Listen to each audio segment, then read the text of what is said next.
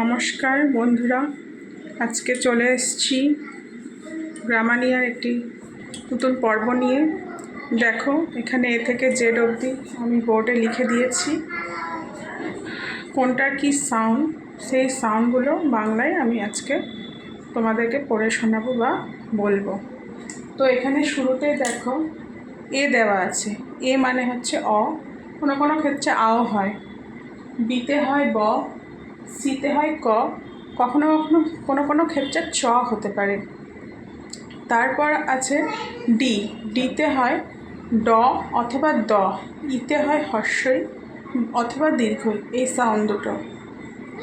এফে হয় ফ, তেমনি জিতে হয় গ, এইচে হয় হ, এইচে উচ্চারণ হবে হয়ের মতো, আয়ের উচ্চারণ আই, জের উচ্চারণ বর্গীর জ অথবা অন্তস্থ জ হয় কোনো কোনো ক্ষেত্রে, কের সাউন্ড হবে ক, এর সাউন্ড হবে ল, এম কে আমরা বাংলা যখন হয় মাংকি বলি তাহলে ম, ঠিক আছে। এন মানে ন, ওতে ও, ও সেই ও হচ্ছে ও, পিতে হচ্ছে প, কিউতে হচ্ছে কুই, আর এ হচ্ছে আর বা র, আর এরকমভাবে উচ্চারণ করবো অথবা জোর দিয়ে বলবো র সাউন্ড। এসে হবে দন্ত স, টিতে হবে ট অথবা ত, ইউতে হবে আ অথবা ইউ, ভিতে হবে ভ বা ব, ডাব্লুতে হবে ওয়াও, এক্স হবে এক্স, ওয়াইতে হবে ইয়া, আর জেডে হবে অন্তস্থ জ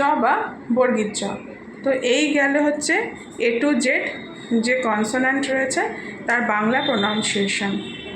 তো তোমরা এগুলো একটু ভালো করে মন দিয়ে বুঝে নাও।